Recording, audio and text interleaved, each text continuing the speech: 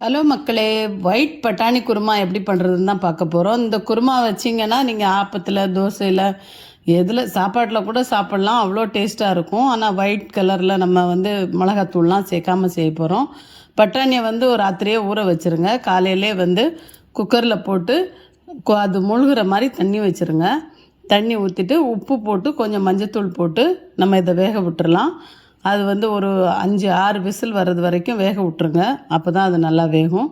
எல்லாமே நல்லா வேகணும், குழையிற மாதிரி வேகணும். அப்போ தான் அந்த குருமா டேஸ்ட்டு வரும்.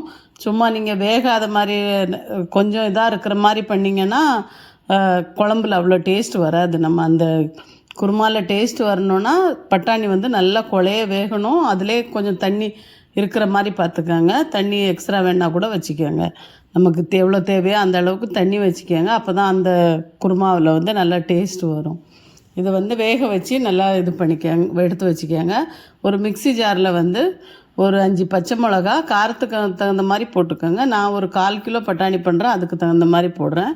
சீரகம் ஒரு 1/2 ஸ்பூன், பெருஞ்சீரகம் ஒரு 1 ஸ்பூன், மிளகு ஒரு 1/2 ஸ்பூன், அப்புறம் நம்ம இது கேஷ்யூ நட் இருக்கு இல்லையா, கேஷ்யூ நட் கொஞ்சம் போட்டுக்கலாம்.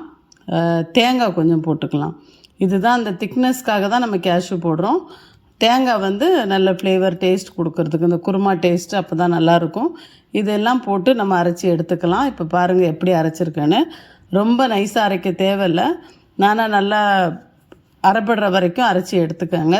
இப்போ பட்டாணி நல்லா வந்துருச்சு. ஒரு 6 விசில் தாராளமாக விடுங்க, அப்போ தான் நல்லா வெந்திருக்கும். இப்போ பாருங்கள் நல்லா வெந்துருச்சு. இப்படி வெந்ததுக்கப்புறம் நம்ம எடுத்து பார்த்துட்டு நம்ம அதை சைடில் எடுத்து வச்சுக்கலாம். நல்லா குழைய வேகணும், அதுதான் ரொம்ப முக்கியம்.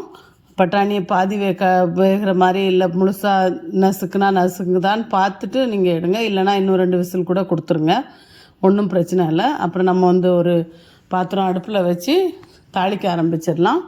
இதுக்கு இந்த கிரேவிக்கு என்னென்ன வேணும்னு தாளிச்சிடலாம். இதுக்கு நம்ம வெங்காயம், தக்காளி தேவையில்லை, வெங்காயம் தான் இதுக்கு தேவை. நான் இதெல்லாம் போடுறேன் பாருங்கள். எண்ணெய் போட்டு பெருஞ்சீரகம் போட்டுக்கோங்க. பெருஞ்சீரகம் நல்லா வதங்கி வரட்டும். அதுக்கப்புறமா நம்ம வெங்காயம் போட்டுக்கலாம். வெங்காயம் நல்லா வதங்கி வரட்டும். ரொம்ப வாசம் வந்தால் போதும். பெருஞ்சீரகம் ரொம்ப தீஞ்சிடக்கூடாது. வெங்காயத்தை போட்டு நல்லா கொஞ்சம் ரொம்ப கலர் மாற தேவையில்லை. ஏன்னா கலர் மாறினா கிரேவியோட கலரும் மாறும். அதனால் நல்லா கண்ணாடி பதம் நல்லா மாறுற வரைக்கும் வதக்கிடுங்க. அதுக்கப்புறம் நம்ம அதில் கொஞ்சம் கருவேப்பிலை போட்டுக்கலாம்.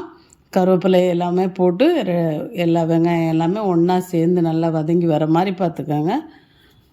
வதங்கினதுக்கப்புறம் நம்ம இதில் என்னென்ன போடலான்னு பார்க்கலாம். இதில் 2 பச்சை மிளகா போட்டுக்கோங்க. பச்சை மிளகா கூட வேணாலும் போட்டுடலாம். உங்களுக்கு காரம் எப்படி தேவையோ அந்த அளவுக்கு போட்டுக்கோங்க. நம்ம அந்த எல்லாம் ரெடி பண்ணி வச்சுருக்கோம்ல, அதை தனியாக அரைச்சி தனியாக வச்சுக்கோங்க. கொஞ்சம் இஞ்சி பூண்டு பேஸ்ட் போட்டுக்கலாம். இஞ்சி பூண்டு பேஸ்ட் போட்டு நல்லா வதங்கட்டும். அந்த வாசம் போகிறது வரைக்கும் நல்லா வதக்கிக்கோங்க. பட்டுன்னு போட்டால் அந்த இஞ்சி பூண்டு வாசம் ஒரு மாதிரி அடிக்கிற மாதிரி இருக்கும். அதனால் இஞ்சி பூண்டு எண்ணெயிலே நல்லா வதங்கணும். அப்போ தான் அந்த ஃப்ளேவர் நல்லா வரும். அதுக்கு தகுந்த மாதிரி நல்லா வதக்கி விட்ருங்க.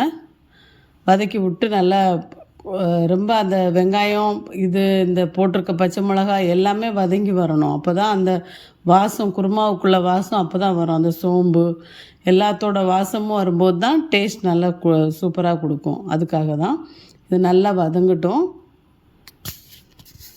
இப்போ நல்லா வதங்கி வந்துருச்சு.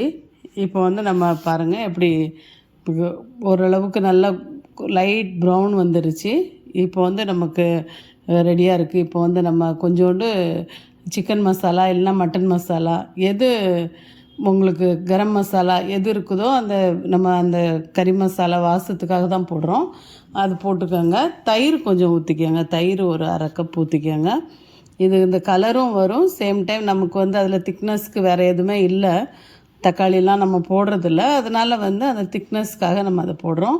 அப்புறம் இந்த மசாலா நம்ம அரைச்சி வச்சுருக்கோம் இல்லையா, தேங்காய், கேஷ்யூ நட்லாம் போட்டு அதை போட்டுருங்க. கொஞ்சம் போட்டு நல்லா லைட்டாக வதக்கி விடுங்க. இது ஏன்னா கேஷ்யூ போட்டிருக்கிறதுனால பட்டுன்னு பிடிக்க ஆரம்பிக்கும் லைட்டாக.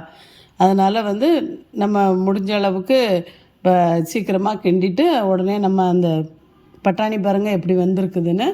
பட்டாணி நம்ம கொட்டிடலாம். அதில் பட்டாணியை ஊற்றி அதுக்கு தேவையான அளவு தண்ணி ஊற்றிக்கோங்க. உங்களுக்கு எவ்வளோ தண்ணி தேவையோ அவ்வளோ போட்டுக்கோங்க. நான் திக்காக தான் வைக்கிறேன், ரொம்ப தண்ணியெல்லாம் வைக்கல. அதனால நான் அதை பார்த்து ஊற்றிக்கிட்டேன். இந்த அளவுக்கு நம்ம தண்ணி வச்சா போதும். இன்னும் கொஞ்சம் கூட வச்சுக்கலாம். ஏன்னா அப்போ கொதித்த உடனே அந்த கேஷ்யூ நட் இருக்கிறதுனால திக்காகும் குழம்பு. அதனால் இன்னும் கொஞ்சம் கூட ஊற்றிக்கோங்க. உப்பு தேவையான அளவு போட்டுக்கோங்க. உப்பு வந்து நமக்கு இங்கே கரெக்டாக சாப்பிட்ற மாதிரி போட்டுக்கோங்க. உப்பு கம்மியாக இருந்தாலுமே டேஸ்ட் நல்லா இருக்காது எந்த கிரேவிலையுமே. கரெக்டாக போட்டுக்கோங்க. உப்பு கரெக்டாக இருக்க மாதிரி தண்ணி தேவையான அளவு மிக்ஸ் பண்ணி விட்டு ஒரு கொதி விடுங்க. ரொம்ப கொதித்து காயணுன்னெலாம் அவசியம் இல்லை. நல்லா கொதிக்க விட்டு நல்லா ஒரு கொதி 2 கொதி வந்தால் போதும்.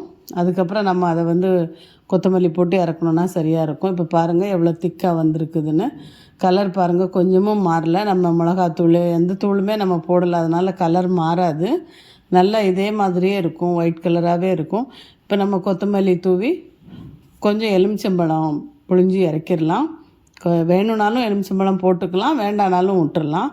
சூப்பராக இருக்கும். கண்டிப்பாக செஞ்சு பாருங்கள். நான் ஆப்பத்து கூட செஞ்சுருந்தேன், ரொம்ப நல்லா இருந்தது.